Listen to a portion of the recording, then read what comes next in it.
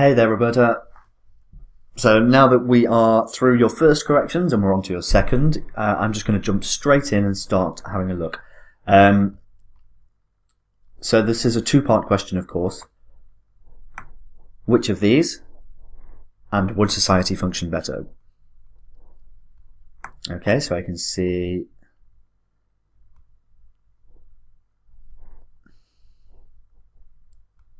Okay, so yeah, you have responded to the question appropriately.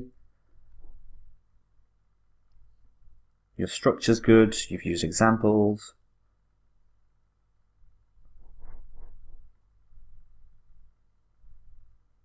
Okay, so let's just move through and correct your sentences then. This is good because a lot of the time with this particular essay, people neglect this second part of the question. So good job.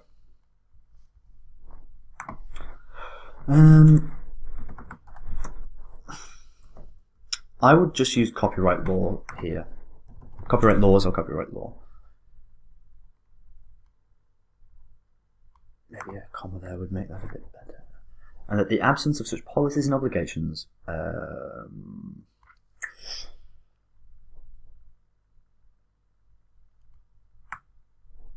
this is not quite... I would just... The creation of art would be better.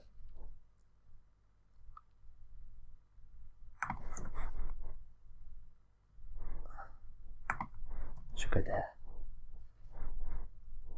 Before the new subject. I disagree, and this essay. We don't normally put a comma before and, but if it introduces a new subject, then we do.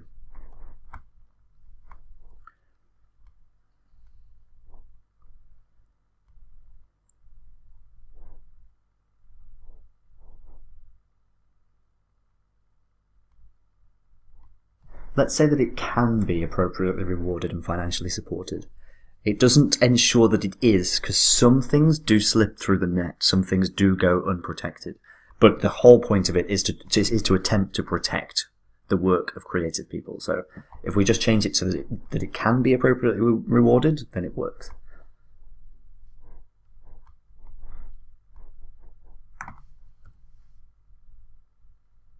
Can that be one word? Yes. I think a semicolon there.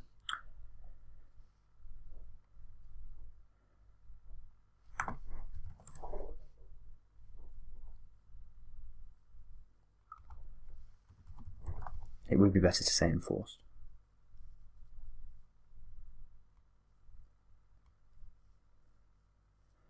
Cool. That's an excellent paragraph.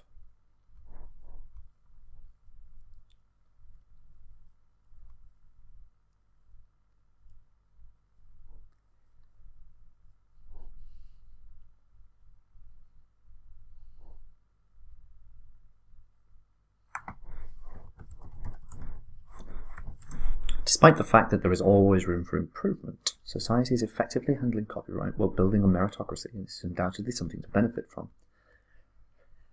Yes, but I would have liked to have seen this idea explored in this paragraph completely, instead of just concluded. Because would society function better without such rules?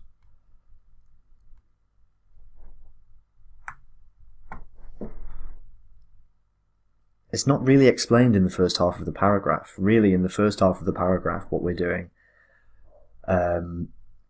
is saying that it can easily be done, but it's not a question of ease or effective alertness. It's a question of the benefits to society of the absence of such laws. So I would say it is commonly believed that society would benefit from the absence of such policies. However, if this were true, theft of intellectual property would be rife, for example.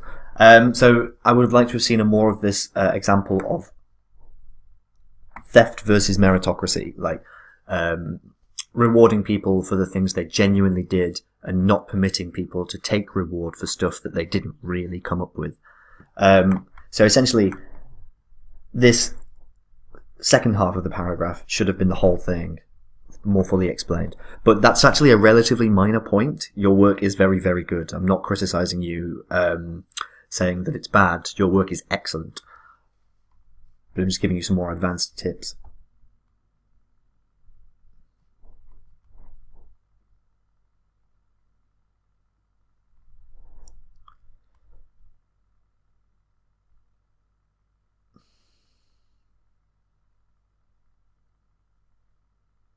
Nice. I'm going to leave that well alone. This is good. You have a very clear and detailed method of explanation, but you got lost in background information here. Not strictly background information, but preamble.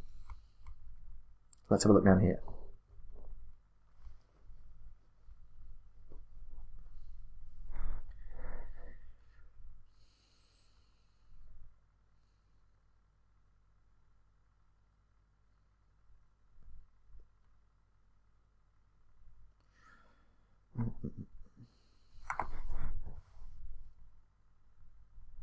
Let's stick to males. It just sounds better. And I don't know whether other people teach different things, but personally, I think that when we're talking about data, we should use a definition, a general description, and then a detail.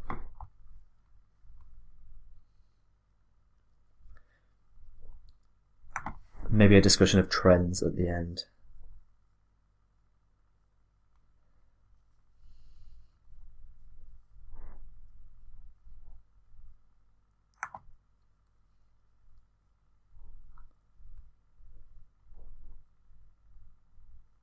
We could say for the over 50s, so we'd have to put an S there, but it's kind of, I don't like it, it's kind of messy. So what we could say is for those over 50.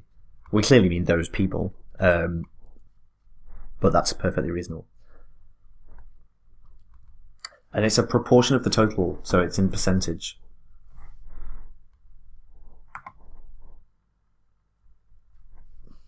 %, 50%, and approximately 65% of total intake,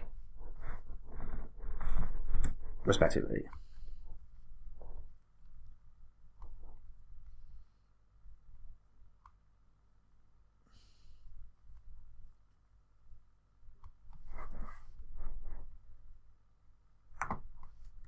The over 50s. Nice comparison. Caloric intake. If we're describing it, it's caloric intake.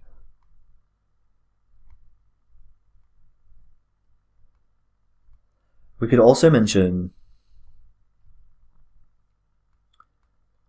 because if we look, it's not just vegetables that decreases with age, it's also dairy. So we could have added to this paragraph with that dairy also decreases with age. So this is a discussion of trends, and this is good. Changes over time, discussing trends, is what characterizes a Band 8 response. So we can completely discuss the trends in appropriate language, like we can clearly see from the graph that the consumption of dairy decreases as age increases. Or, informally, we could say the consumption of dairy decreases with age. When we say just with age, we mean positive advancement of that number.